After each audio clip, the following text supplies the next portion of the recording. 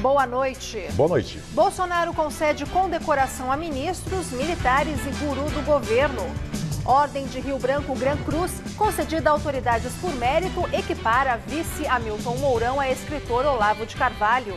E filho do presidente é escolhido para comandar PSL de São Paulo. Eduardo Bolsonaro entra no lugar do senador Major Olímpio na articulação da eleição municipal do ano que vem. MEC vai avaliar alunos em fase de alfabetização por amostragem. Ministro Abraham Weintraub diz que decisão é motivada por falta de recursos para exame mais completo. Beabá da Previdência. O governo anuncia gabinete de inteligência para esclarecer pontos da reforma. Técnicos do Ministério da Economia ficarão à disposição de deputados e senadores. Tensão na Venezuela sobe para 4 o número de mortos em levante para derrubar governo de Nicolás Maduro. Outras 50 pessoas ficaram feridas em demonstração de força. Líder venezuelano marcha ao lado de militares. Prejuízo duplicado. Moradora de São Paulo acumula multas de carro furtado. Placas do veículo foram instaladas em outro e ela não consegue resolver a situação por falta de baixa do registro no Detran. E você vai ver essas e outras notícias no Jornal da Gazeta, que começa agora.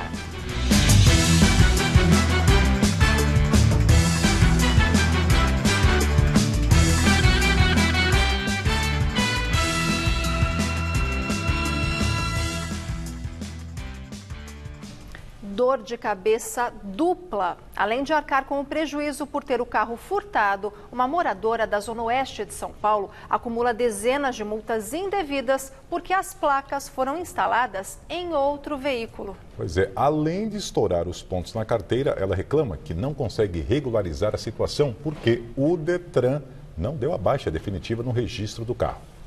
Quando o carro da Vera foi furtado em 2015 na região do Butantã, ela achou que o furto em si seria o maior problema. Mas o pior ainda estava por vir. Dezenas de multas que ela recebeu indevidamente porque a placa tinha sido clonada. Quando chegava uma correspondência que eu via que era do Detran, já começava a chorar. Porque eu sabia que era uma multa. Falava, meu Deus. Vera não pagou nenhuma multa. Algumas foram canceladas porque ela recorreu, outras não. Neste período, a carteira de motorista estourou os pontos e ela aguarda a regularização total e a baixa definitiva do veículo pelo Detran. Resultado, o carro virou depósito na garagem da casa. De acordo com a Secretaria da Segurança Pública do Estado, nos 3 primeiros meses desse ano, mais de 5.100 veículos foram roubados na capital paulista. Outros 8.700 foram furtados. Um total de quase 14 mil carros. O que chama a atenção é que menos da metade foi recuperada. Só neste ano foram 5.359 unidades recuperadas e 8.513 que nunca mais foram vistas. No ano passado, foram 6.097 veículos encontrados e 10.760 não localizados, de janeiro a março, de um total de 16.857. Boa parte desses automóveis vai parar em desmanches clandestinos, responsáveis por abastecer o mercado de peças roubadas. Na época do furto, os bandidos só deixaram a carroceria do carro da Vera. Levaram bancos, vidros, pneus, até a placa que, clonada, acabou gerando as multas. Ainda com dificuldades para regularizar a situação no Detran e com o nome na lista de devedores, Vera atualmente acumula débitos de mais de R$ 924. E sem perspectiva, entrou na justiça contra o Detran, a Fazenda do Estado e a Prefeitura. O processo está em andamento. Eu espero que o Detran reconheça que eu não estou errada, que eu quero a minha carta, que eu consiga ter minha carta de volta e que o meu nome esteja limpo, porque eu nunca tive meu nome sujo. Em nota, o Detran informa que a entrevistada deve pedir o cancelamento das multas ao Departamento de Operação do Sistema Viário, que aplicou as penalidades, e que os Detrans não respondem por multas aplicadas pelos demais órgãos e, por isso, não têm autonomia para excluí-las. Disse também que o licenciamento só deixará de ser cobrado quando for feita a baixa permanente do registro do veículo. Sobre o uso da placa em outro carro, o Detran orienta que ela procure o setor de busca e apreensão para notificar e pedir a suspeita de clonagem do cadastro do veículo. O Ministério Público solicitou à Justiça a revisão dos detalhes da concessão da linha 5 Lilás do metrô de São Paulo. Uma das empresas responsáveis, a Andrade Gutierrez, é investigada pela Lava Jato. A linha 5 Lilás do metrô, que opera na zona sul da capital paulista, é de responsabilidade das empresas Rua Invest e Andrade Gutierrez. Ambas são alvo do pedido de desclassificação do Ministério Público Paulista. O MP recomendou à Justiça que a concessão da linha seja suspensa. A investigação apontou que o grupo Ruas, do qual a Rua Invest faz parte, possui uma dívida previdenciária acima dos 2,5 bilhões de reais. E segundo a promotoria, a dívida deveria impedir a empresa de firmar contratos públicos até que o valor fosse pago. Segundo o Ministério Público, para driblar a legislação, o grupo utilizou de estratégia fraudulenta ao abrir novas empresas. A Secretaria Estadual dos Transportes Metropolitanos disse que ainda não foi notificada. Policiais da delegacia de Suzano prenderam hoje um homem suspeito de vender a arma usada no massacre da escola Raul Brasil, em Suzano. E a repórter Fernanda Azevedo tem mais detalhes. Boa noite, Fernanda. Olá, Luciana, boa noite a todos. O preso é Geraldo Oliveira dos Santos, de 41 anos. Ele não tinha passagens pela polícia. Segundo as investigações, Geraldo é o responsável por vender a arma calibre 38 para os 2 assassinos, a arma que foi utilizada no ataque à escola Raul Brasil. Ele será levado para a cadeia de Mogi das Cruzes. Outros 3 homens já tinham sido presos, um acusado de intermediar a venda desse revólver e outros 2 por vender a munição. A estimativa é que os assassinos tenham gasto R$7 mil no material usado no ataque. Os presos vão responder por homicídio. Além dos 4 homens, um menor de 17 anos está na Fundação Casa. Para a polícia, ele é um dos mentores intelectuais do ataque. A defesa dele, porém, nega. No próximo dia 13, o ataque à escola Raul Brasil completa 2 meses. Naquele dia, 11 pessoas morreram, incluindo os assassinos. É com vocês do estúdio. Obrigado, Fernanda. A Justiça rejeitou o pedido de prescrição do crime de lavagem de dinheiro apresentado pela defesa de Paulo Preto. A decisão foi do juiz Luiz Antônio Boná, da 13ª Vara Federal de Curitiba. Paulo Vieira de Souza, o Paulo Preto, é apontado como operador de propinas do PSDB. Ele foi preso em fevereiro pela Operação Lava Jato, acusado de lavar cerca de R$100 milhões para o financiamento de campanhas eleitorais em 2010. A defesa de Paulo Preto afirmou que o crime prescreveu, pois aconteceu há mais de 8 anos. De acordo com a lei, o prazo para prescrição é de 16 anos, mas advogados do Tucano queriam que ele caísse pela metade, pois o réu tem mais de 70 anos. A Justiça não acatou o pedido e afirmou que se o crime for cometido de forma habitual ou por intermédio de organização criminosa, há um acréscimo nesse prazo, que passa a ser de pelo menos 20 anos. No despacho, o juiz também justificou a decisão, alegando que Paulo Preto tentou obstruir as investigações. Segundo a Polícia Federal, quando foram cumpridos mandados de busca e apreensão na casa do Tucano, os oficiais encontraram indícios de ocultação de provas, já que haviam vários carregadores de celular, mas nenhum aparelho. Os advogados negam essa possibilidade e ressaltam que ele não é obrigado a produzir provas que o prejudiquem.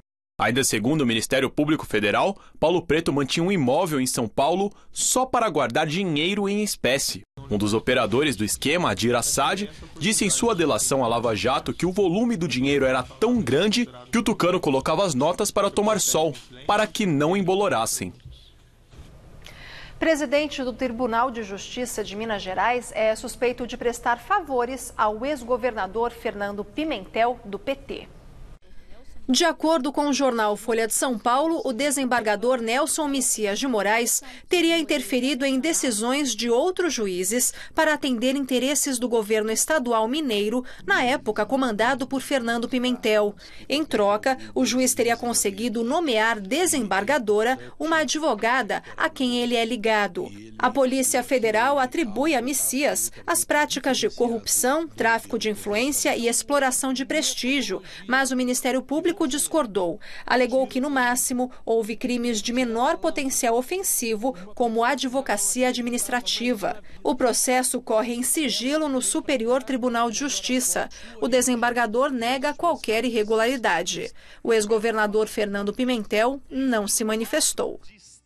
O presidente Jair Bolsonaro concede condecoração oficial a ministros, militares e ao escritor Olavo de Carvalho, além dos filhos, Flávio e Eduardo. O Diário Oficial do último dia 30 traz uma lista com 60 pessoas que receberam 2 níveis de condecoração. Considerado um guru da família Bolsonaro, o escritor e astrólogo Olavo de Carvalho recebeu o grau de Gran Cruz, o máximo da Ordem de Rio Branco. Segundo o Itamaraty, a Ordem Nacional de Rio Branco foi criada em 1963 e homenageia o patrono da diplomacia brasileira. É uma comenda que o presidente do Brasil atribui a personalidades pelos seus serviços ou méritos excepcionais. Também receberam a Gran Cruz o vice-presidente Hamilton Mourão e mais 10 militares. O presidente do Senado, Davi Alcolumbre, do DEM, 12 ministros, entre eles Paulo Guedes e Sérgio Moro, além de 9 governadores, entre eles João Dória, do PSDB de São Paulo. Os filhos do presidente, o senador Flávio Bolsonaro e o deputado federal Eduardo Bolsonaro, ambos do PSL, também foram condecorados com a segunda honraria mais importante, a do grau grande oficial. Na lista há outros parlamentares, a maioria do partido do presidente, militares e presidentes de tribunais. Embora Olavo de Carvalho tenha recebido a condecoração, o regulamento do Itamaraty indica que o grau de Gran Cruz deve ser concedido ao presidente e ao vice, aos chefes da Câmara e do Senado, presidentes de tribunais, governadores, militares de altas patentes, embaixadores e outras personalidades de hierarquia equivalente. Radicado nos Estados Unidos, Olavo tem grande influência na presidência. Foi responsável pela indicação dos ministros Ernesto Araújo, das Relações Exteriores, e Ricardo Vélez, ex da pasta da Educação. Apesar de terem recebido a mesma honraria, ele e Hamilton Mourão têm tido embates públicos. Olavo de Carvalho tem feito duras críticas à atuação do vice-presidente. Na semana passada, um vídeo dele com declarações contra a ala militar do governo foi repostado e logo depois apagado da página do presidente. Mourão disse que Olavo deveria se limitar à função de astrólogo. Por meio de seu porta-voz, Bolsonaro disse que as declarações de Olavo de Carvalho não contribuem para o governo. O vice-presidente Hamilton Mourão evitou comentar a homenagem que o escritor Olavo de Carvalho recebeu do presidente Jair Bolsonaro. Questionado, disse que não ia expressar opiniões pessoais. E em clima de guerra, Mourão determinou recentemente uma varredura em salas do seu gabinete, localizado no anexo do Palácio do Planalto e no Palácio do Jaburu. Segundo o site da revista Época, a busca foi realizada sob o pretexto de se tratar de um procedimento de rotina. A suspeita de espionagem, porém, não foi confirmada. E o filho do presidente assumiu hoje o comando do PSL de São Paulo. Eduardo Bolsonaro entra no lugar de Major Olímpio. O senador nega a pressão e alega falta de tempo para cuidar do partido. A missão do filho do presidente no comando do PSL paulista é organizar o partido para as eleições municipais do ano que vem. Na rede social, disse que terá a tarefa de escolher quadros locais identificados com as bandeiras conservadoras e de economia liberal. Ele afirmou ver a possibilidade de fixar o partido como representante da direita brasileira. Na Assembleia Legislativa, o PSL é a maior bancada, com 15 parlamentares. Para a disputa da Prefeitura de São Paulo em 2020, a mais cotada é a deputada Joyce Hasselmann. Atualmente, ela é líder do governo Bolsonaro no Congresso Nacional. Outro nome do PSL que também aparece na lista é o da deputada estadual Janaína Pascoal. Ela teve mais de 2 milhões de votos na disputa para o Legislativo Estadual, sendo a mais votada no país. O governo anunciou que vai montar um gabinete de inteligência para tirar dúvidas de políticos sobre a Previdência.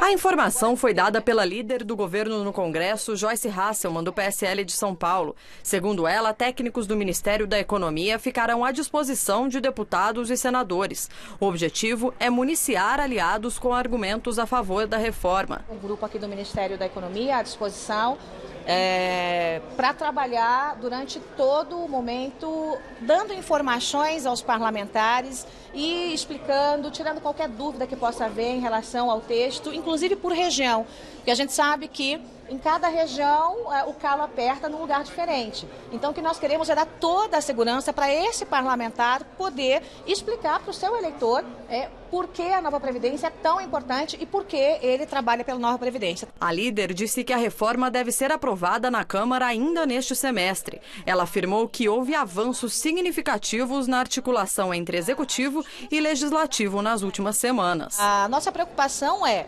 votar no primeiro semestre a nova Previdência com o tamanho que nós precisamos. A gente precisa manter a nossa espinha dorsal, que é a espinha aí do 1 trilhão. Não dá para desidratar. Então essas conversas com os líderes são nesse sentido, para que nós possamos manter a nova Previdência forte. Não dá para fazer lipoaspiração na nova Previdência, não dá. A proposta de reforma da Previdência é tida como prioritária do governo para recuperar as contas públicas do país. O secretário Rogério Marinho afirmou que o importante agora não é mais se a reforma será aprovada, o que para ele já é certo, e sim qual será o tamanho da economia. Ele defendeu que a proposta seja aprovada como foi enviada pelo governo. Vou defender a integralidade do projeto. Hoje não se discute mais se vai se aprovar ou não, é o tamanho da Previdência que será aprovada. E quanto maior o impacto fiscal, maior a capacidade do governo terá de atender às demandas legítimas da maioria da população brasileira. E agora o comentário de Josias de Souza, direto de Brasília.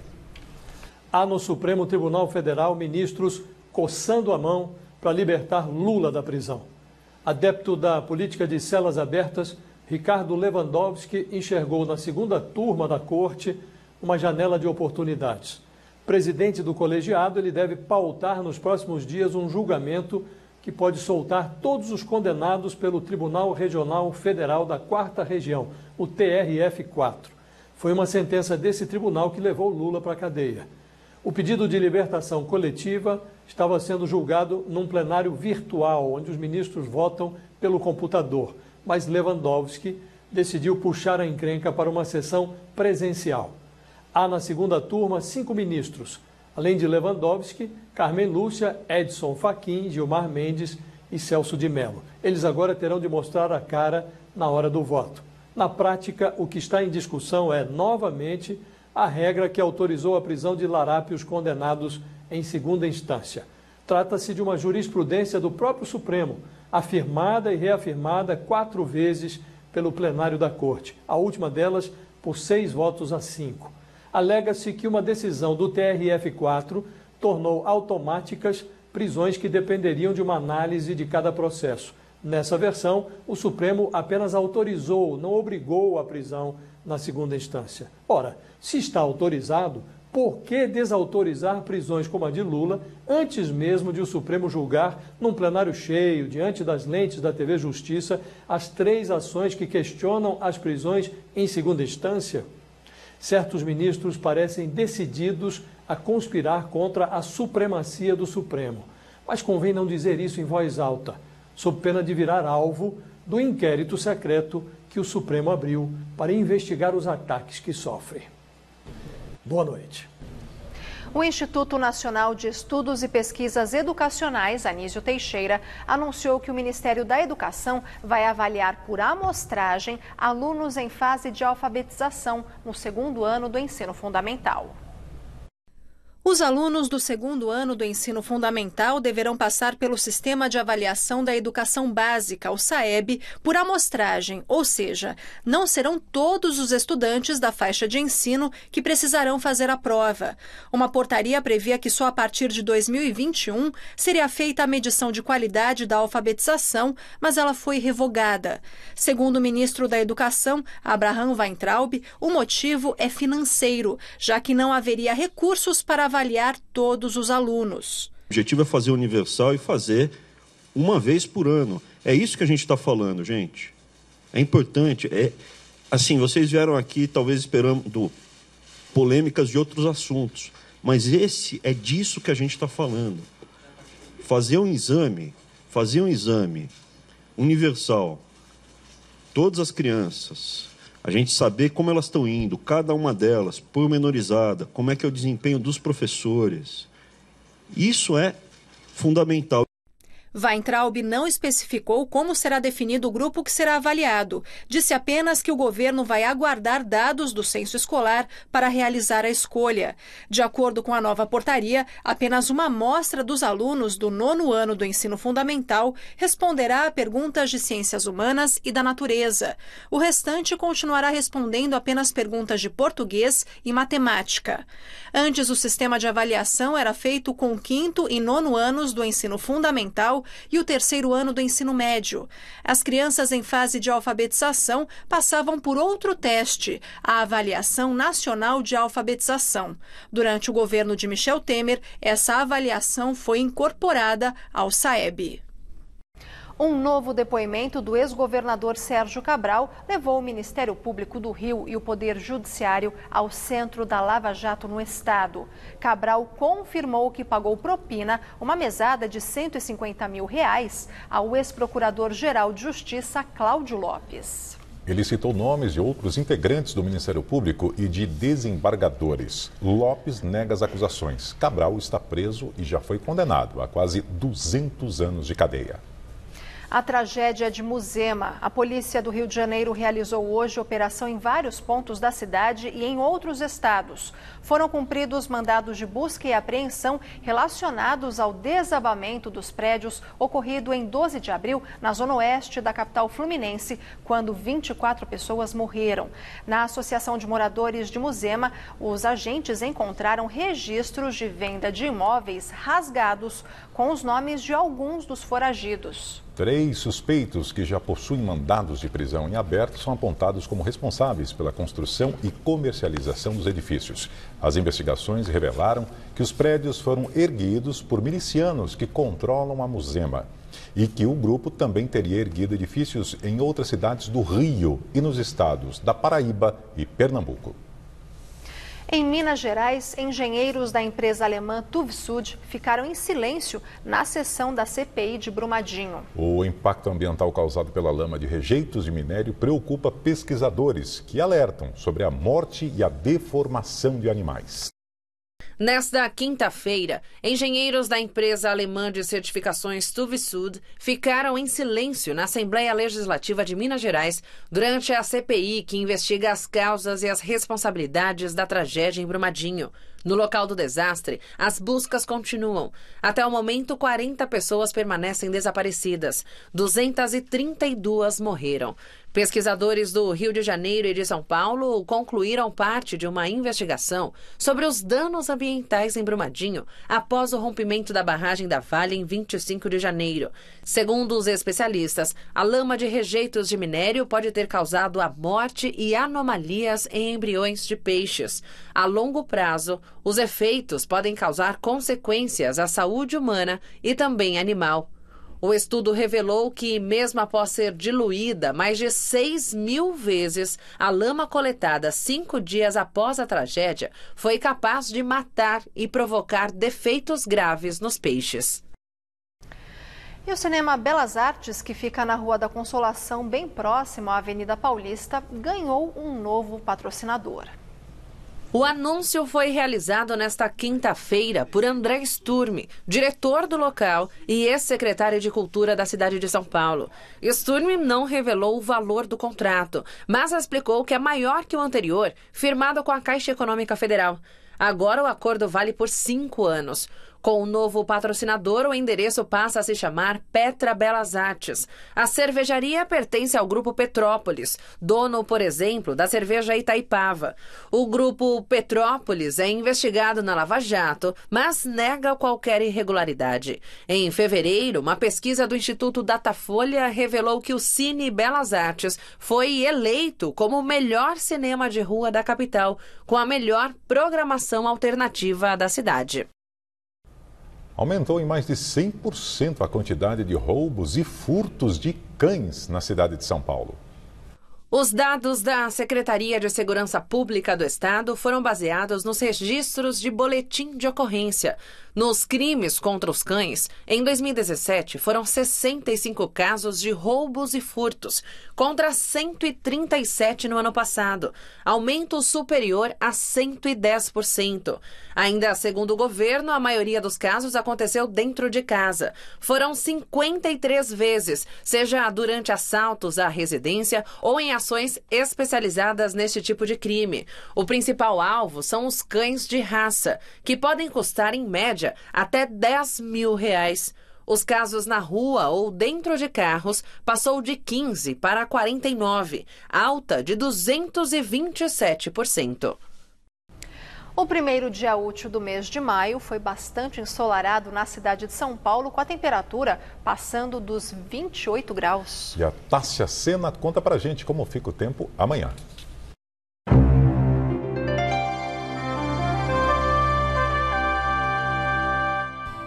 O mês de maio começou bem chuvoso em quase todos os estados brasileiros.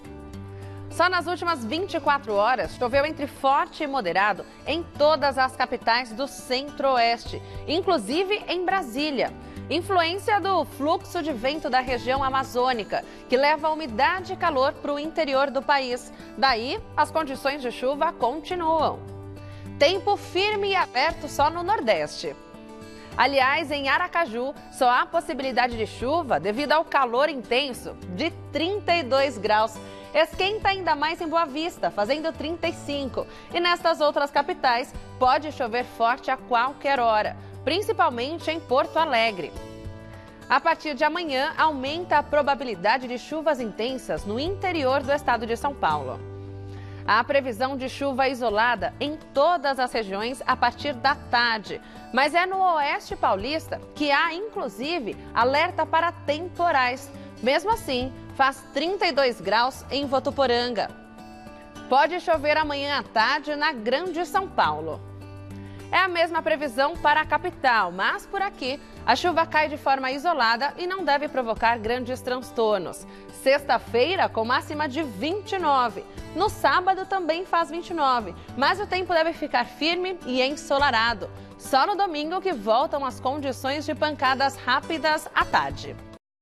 E agora vamos ao comentário de esporte com Celso Cardoso. Um grande começo de campeonato do São Paulo. Por enquanto, já que Santos e Bahia, equipes que venceram na primeira rodada, ainda vão jogar, o Tricolor e o Atlético Mineiro são os únicos com 100% de aproveitamento. O dado reforça o nível de equilíbrio do Campeonato Nacional. Os maiores favoritos, entenda-se Palmeiras, Flamengo, Cruzeiro, Grêmio e Corinthians, já tropeçaram com apenas 2 rodadas. Dos times com 100%, o Atlético é uma surpresa, uma vez que vinha em crise com o técnico interino e tudo mais. E o São Paulo, embora vice-campeão paulista, nunca inspirou muita confiança. Havia, sim, uma enorme expectativa em relação à presença de reforços, em especial Tietê e Pato. O meio-campista se encaixou no time, mas tem sido discreto. Não tem sido muito diferente com o Pato, mas não há como negar que ele está evoluindo. O atacante tem jogado mais recuado, quase como um meia, e está se dando muito bem. Marcou seu primeiro gol na volta dele ao clube contra o Goiás em Goiânia, a segunda seguida do São Paulo. Chama-se a atenção também, ou melhor, chama a atenção também, a maneira como o time está jogando. Mais leve, mais solto, mais ofensivo. Sampaoli tem trazido inspiração para os treinadores brasileiros e a expectativa é de bons jogos nessa edição do Nacional. O torcedor agradece e o São Paulino fica mais animado. Quem sabe dessa vez? A parada é difícil, mas há boas razões para acreditar. Boa noite. A Receita Federal reabriu hoje o sistema do Imposto de Renda 2019 para que os contribuintes que não entregaram a declaração dentro do prazo possam fazer o envio. O valor da multa mínima é de R$ 165,74, mas pode atingir até 20% do imposto devido. O fisco lembra que quem não faz a declaração, além do prejuízo financeiro com a multa, o contribuinte fica com o CPF sujo na praça. Sem o documento, não é possível contrair empréstimo, retirar passaporte, certidão negativa para venda ou aluguel de imóvel e fica impedido até de prestar concurso público. O dólar comercial fechou o dia cotado a R$ 3,95 na venda, alta de 0,97%.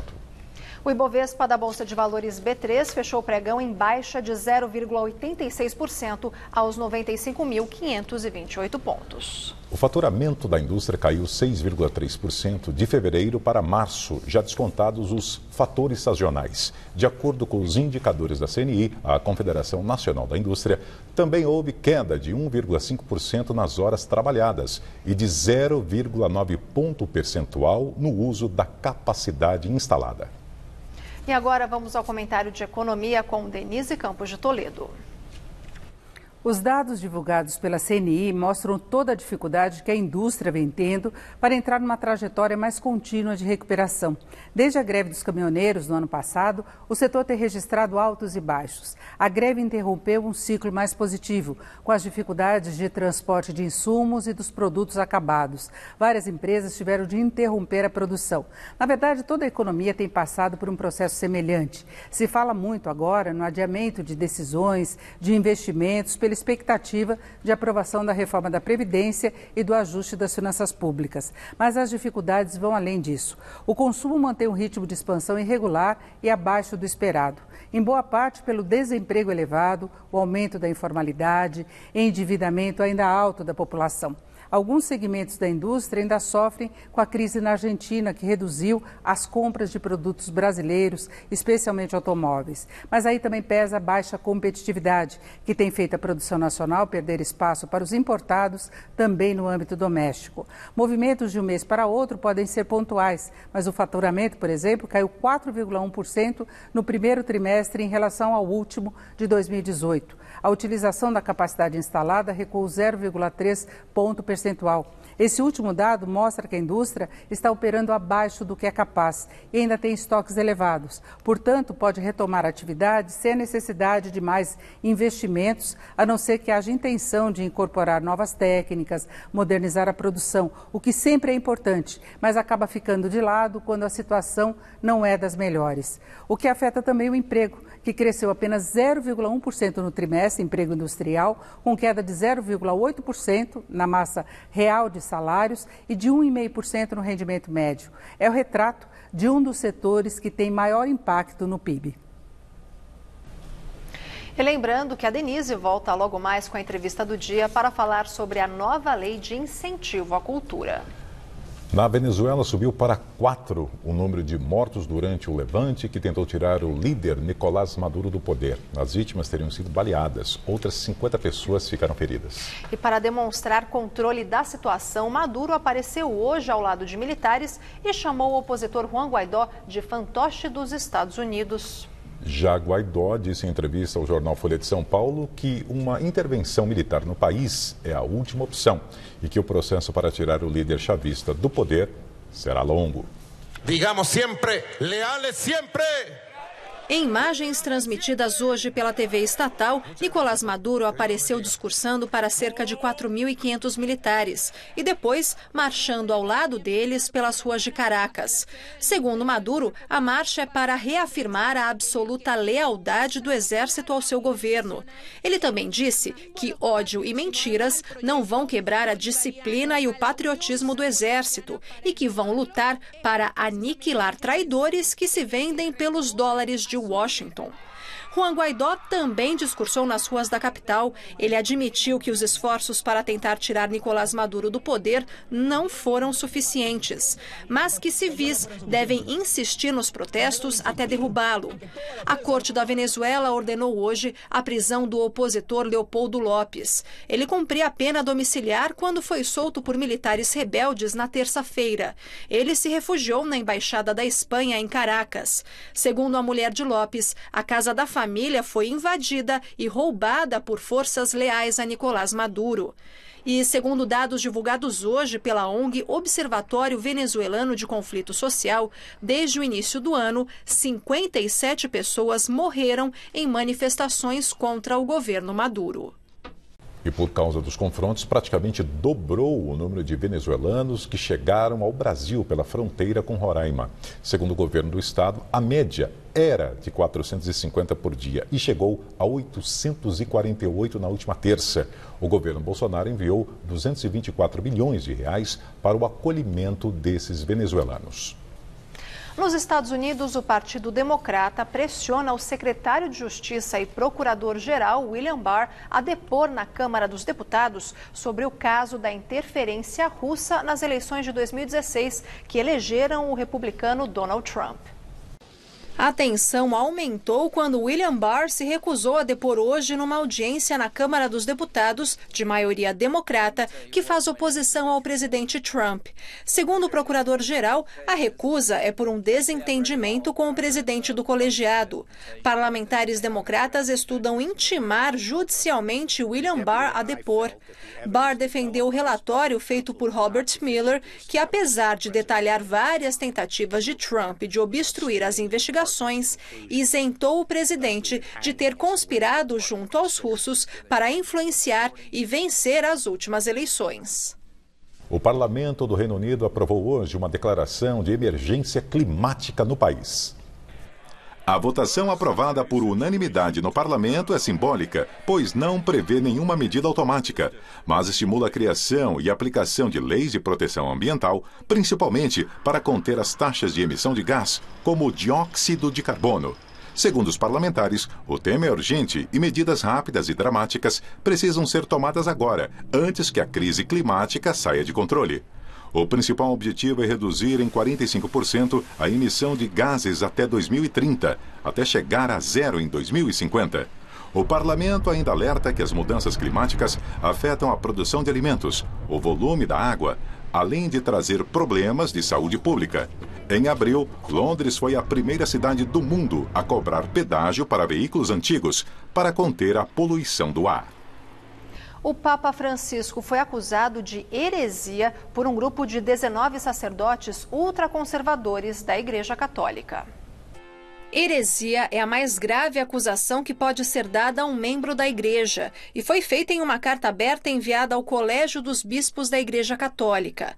Nela, os autores dizem que o Papa Francisco deve ser investigado por um conjunto de bispos pelo delito canônico da heresia, por suavizar mandamentos da Igreja Católica. Segundo eles, o Papa Francisco não se posiciona fortemente contra o aborto, os homossexuais e divorciados, além de se aproximar de protestantes e muçulmanos. O pedido expõe o racha dentro do Vaticano provocado pelos clérigos tradicionalistas, considerados ultraconservadores e que criticam o atual Papa.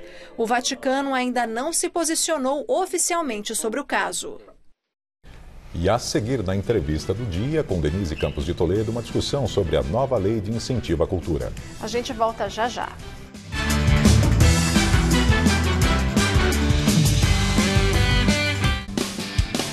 Domingo no Mesa Redonda. Confira lance a lance todas as emoções de mais uma rodada do Brasileirão.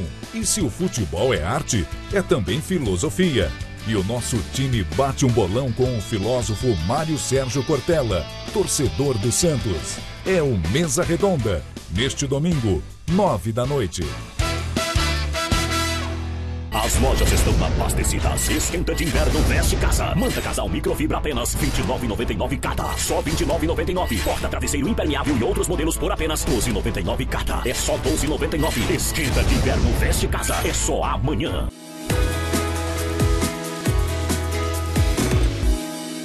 Varicel apresenta pernas novas todo dia. Sabe o que combina com suas pernas? Varicel. Varicel deixa suas pernas leves para você usar todo tipo de salto. Varicel, pernas novas todo dia. Tá a fim de escrever a sua própria história? Que tal dirigir a sua própria vida? Então corre pra cá, que a sua hora chegou. Bem-vindo ao Universo Casper, um lugar certo para você pensar, criar e questionar. Na Casper, razão e emoção se unem para fazer diferente, fazer melhor. E você, aceita o desafio? Tem muita coisa nova te esperando por aqui. Faculdade Casper Libero. Paixão por comunicação. Tá em busca de uma receita inusitada e deliciosa? Que tal um nhoque de chocolate? E, gente, vai ser acompanhado com um coulis de frutas vermelhos incrível. Cozinha Amiga, nesta quinta, 10h.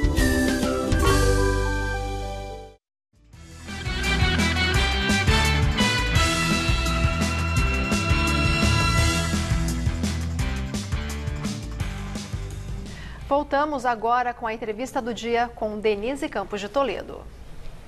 E nós vamos falar sobre a nova lei de incentivo à cultura, ainda conhecida como Lei Rouanet. Eu converso com o João Batista de Andrade, escritor, cineasta, ex-secretário de Cultura do Estado de São Paulo, ex-ministro interino de Cultura do governo Temer. Boa noite. Boa noite. Muito obrigado, prazer estar aqui com você. E vamos falar dessa lei de incentivo à cultura, a primeira mudança em relação ao nome.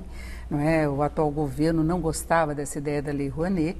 Houve um corte importante, o setor cultural, o setor artístico brasileiro reclamando, né, da possibilidade de se perder um financiamento importante, principalmente pelo corte que houve nas produções de espetáculos, o quanto que se poderia obter. Eu acho que é até importante a gente esclarecer que não é dinheiro dado diretamente, não é?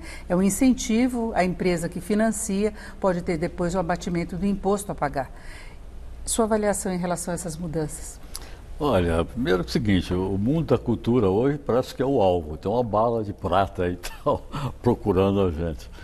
E que eu acho uma bobagem muito grande, porque você não cria um país, não afirma a nacionalidade de um povo sem cultura, sem educação e sem cultura. Então, lamentavelmente, eu acho que são duas áreas que estão sob a mira, assim, reducionista, né, no Brasil. Eu acho, assim, que é uma bobagem, é uma visão errada, tal. O mundo da cultura é aquela velha polêmica. Então, depender do Estado é sempre ruim. Nem um artista, nem um produtor cultural gosta de depender do Estado. Mas a gente gostar e poder, isso é outra coisa, né? No mundo inteiro as pessoas, infelizmente, dependem do Estado. Então, o desafio que o Estado tem, que os governos têm, é encontrar como é que é a média, porque você não pode jogar dinheiro à toa, mas também você não pode deixar de colocar recursos na área da produção e tal. A Rouanet, na verdade, a pessoa precisa entender o seguinte, quem fez essa lei foi o Sarney, no primeiro governo dele, chamava a Lei Sarney. O Rouanet foi ministro, deu uma mexida na lei, todo mundo quer mexer nessa lei. Quer mexer na lei, virou lei Rouanet. Ela não é nem Sarney e nem Rouanet. Então, a lei é a lei de incentivo à cultura no Brasil. O Rouanet até gostou da ideia de tirar o nome dele, porque virou, de repente, sinônimo de esperto, né? De alguém que está querendo levar vantagem. Se colocou muito uma conotação política, né? Como se todos os que querem a Lei Rouanet fossem opositores do governo e também contrários a uma saúde fiscal, ao ajuste das contas, querendo se apropriar de alguma coisa que não seria correto. Olha, primeiro acho que é importante saber que esses nomes aí são fantasias, né? A lei é a lei do país, do Brasil, não é do Rouanet, nem é do Sarney, nada, nem é desse governo. Então, eu acho que é um princípio que está aceito na sociedade, que o Estado deve ajudar a desenvolver a indústria. Inclusive, tem um dado para você da aplicação da dinheiro da Rouanet, que é um dinheiro incentivado, que cada R$1 aplicado, a pesquisa da Fundação Getúlio Vargas rende 1,59 para a sociedade. Então, é melhor do que a indústria automobilística, é melhor do que a farmacêutica, é melhor do que um monte de indústria que recebe incentivo fiscal. Agora, você vai me dizer, para que fazer incentivo fiscal para a indústria automobilística, por exemplo? Então, vai questionar logo a indústria, logo a cultura. É que se coloca muito como uma coisa de lazer, que para muita gente seria menos necessário. A cultura, infelizmente, se tem essa visão. Não? Pois é, mas não é de lazer. Quer dizer, a formação da humanidade é essencialmente cultural. Você já viu fazer casamento entre bichos, fazer casamento entre coatis e tal?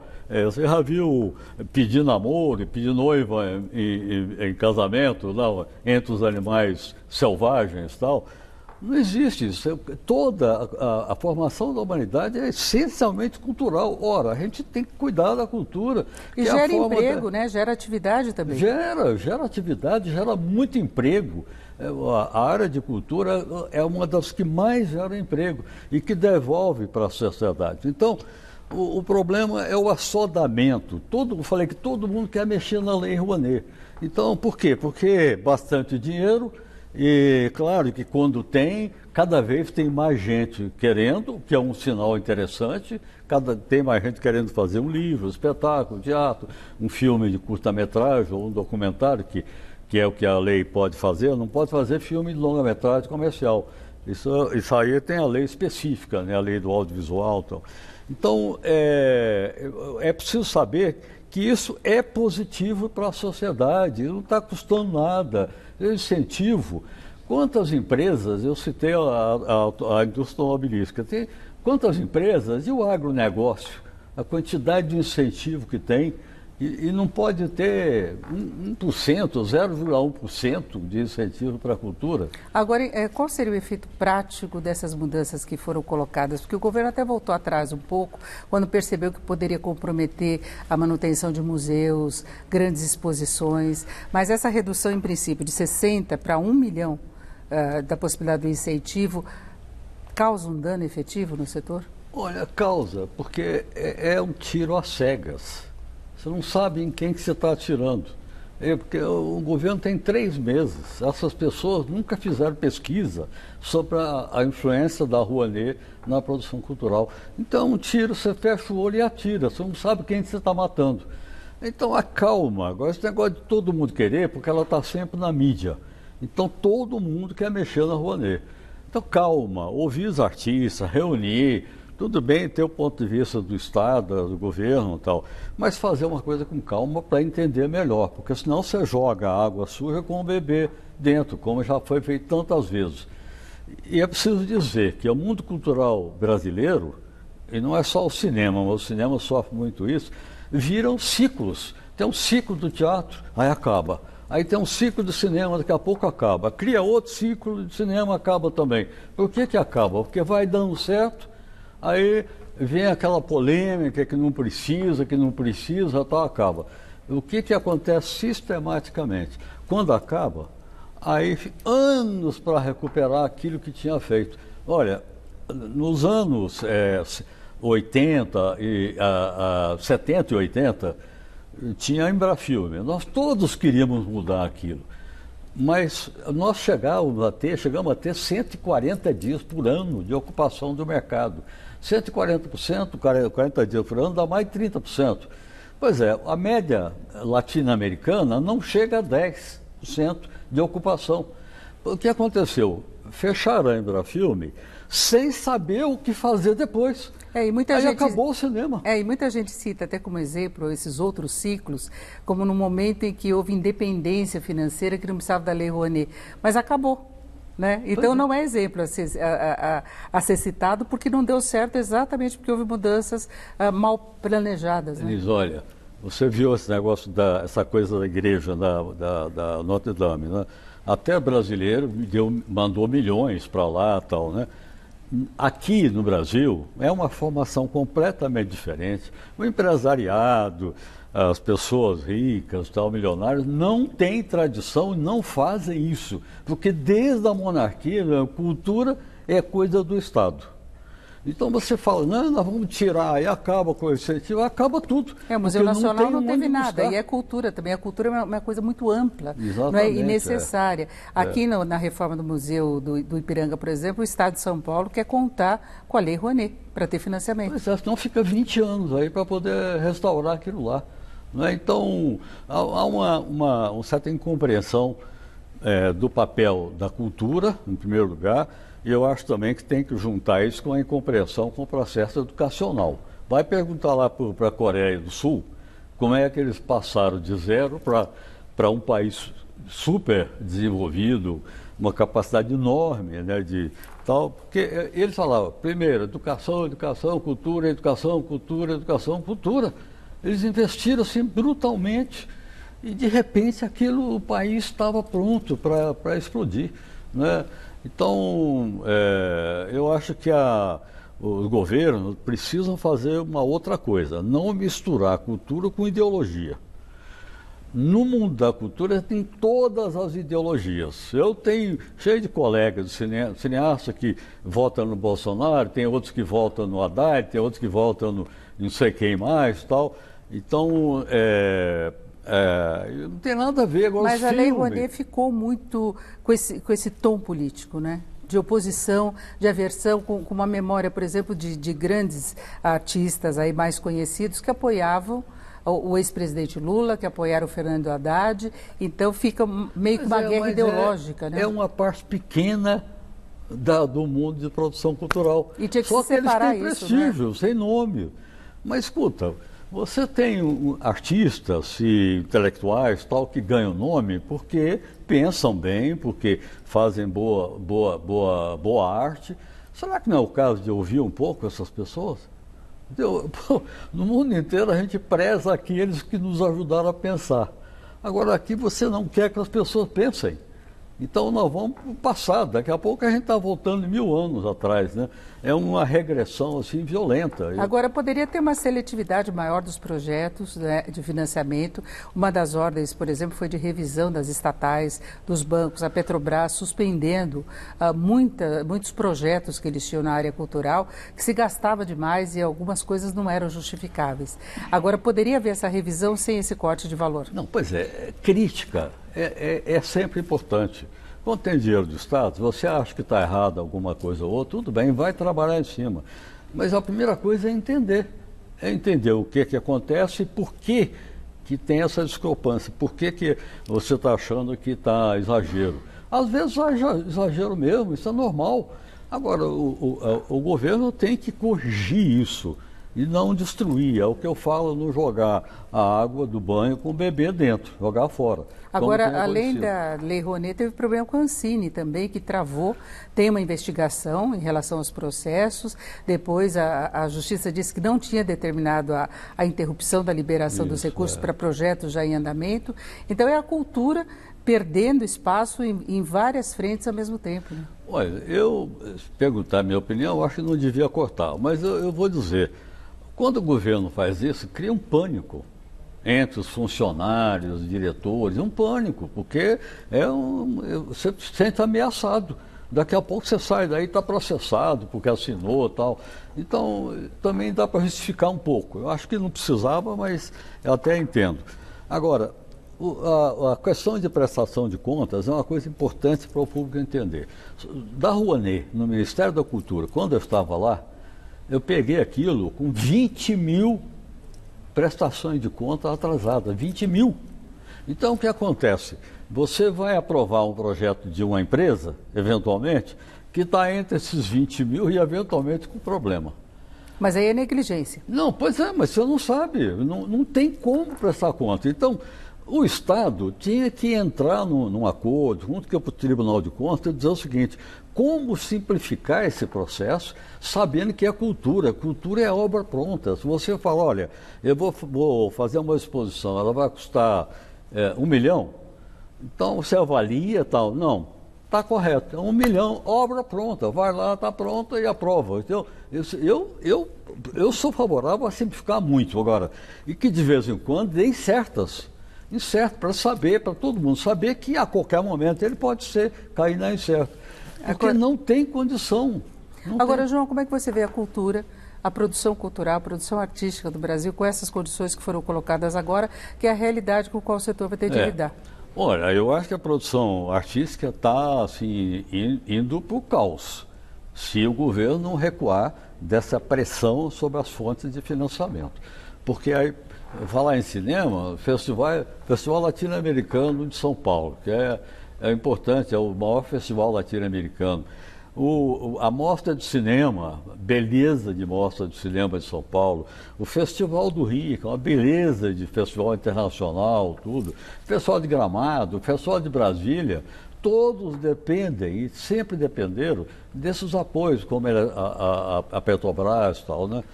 Então, o governo brasileiro, que através desses mecanismos joga um dinheiro violento em uma porção de coisa que não precisava e vai tirar o apoio ao cinema. O Petrobras é nossa. O Petrobras é nosso. É uma honra para os produtores cinematográficos ter apoio da Petrobras e ela viabiliza uma produção cultural. E é uma preocupação para nós encerrarmos, principalmente em relação aos musicais, que demandavam mais recursos, que são grandes produções, não é? E a preocupação de interrupção exatamente desse ciclo, né? Então, eu acho que os governos têm que vir devagar com a cultura. A cultura do país é um privilégio para o próprio país. Então, nós não somos melhor do que ninguém. Pessoa que levanta cedo, trabalha, vai fazer o seu trabalho, vai para o torno, ou vai dirigir o táxi, ou vai... Essas pessoas todas são importantes. Agora, o nosso papel é cultura. Então, você tem que respeitar isso. Nós estamos expressando o que nós achamos do país. Não é uma pessoa, não. São milhares de pessoas expressando a sua opinião a respeito do país. É assim que você forma uma nação.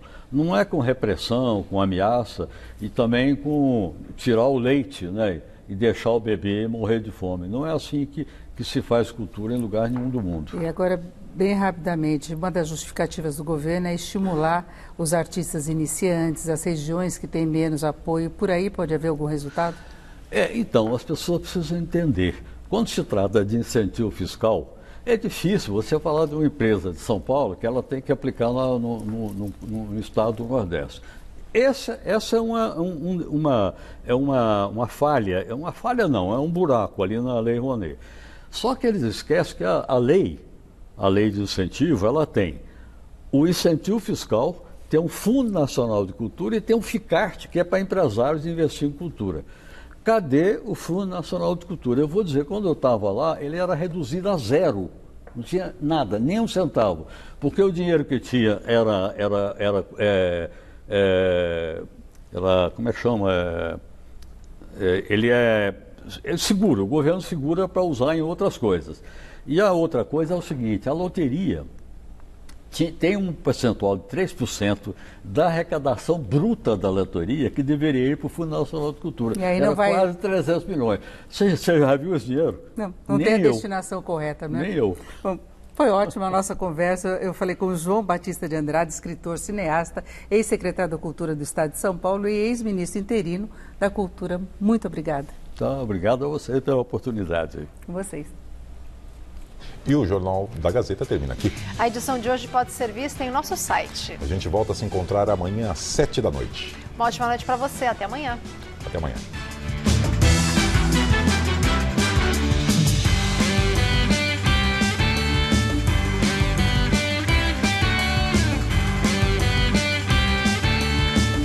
Você já ouviu falar em cirurgia robótica?